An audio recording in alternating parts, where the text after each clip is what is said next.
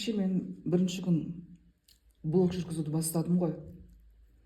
Енді күнде бір 10-15 минут уақытымды бөліп отырамын деп шештім. Мына қолмен үйде отырмын.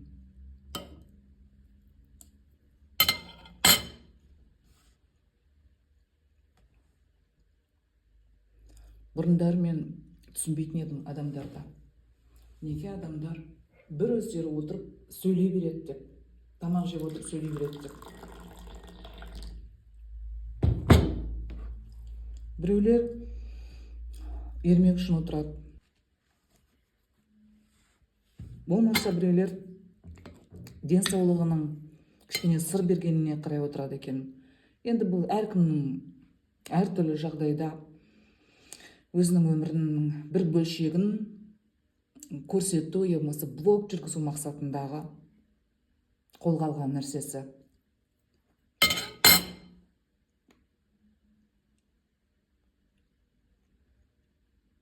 Қолым сыздап ауырып,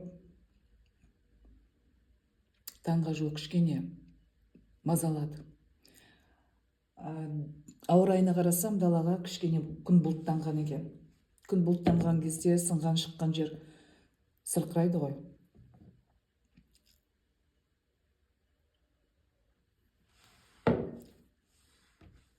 Маған қолдау білдіріп, менің каналыма жазылыңыздар.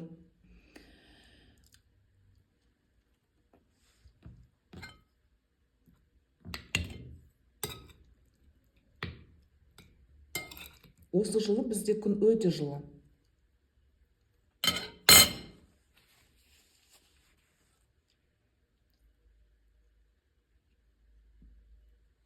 В этом году у нас очень тепло.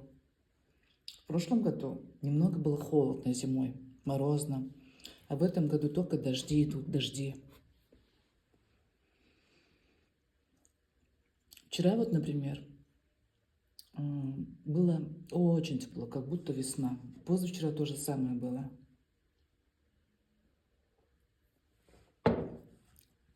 Кеше мысалға өте жылы болды күн.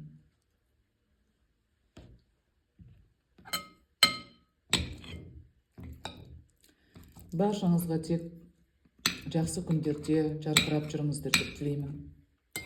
Ешқашан ауырмаңыздар.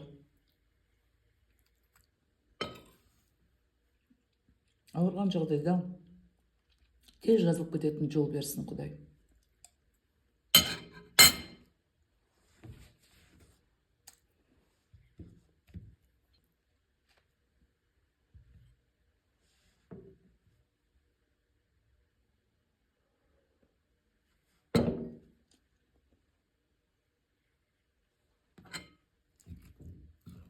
Что сказать еще, я не знаю.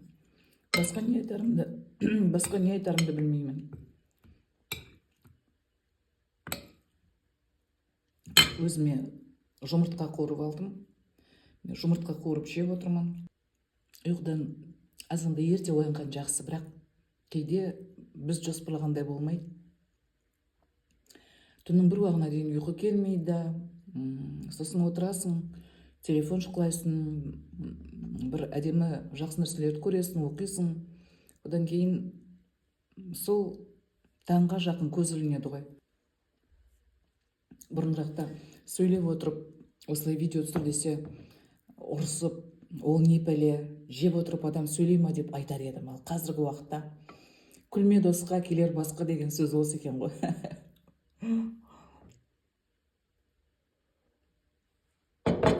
Алдыңда не тұрғанын білмейсің.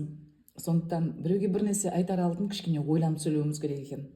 Аузымыз бар деп бар нәрсені айта беруші едік қой, былайша айтқанда.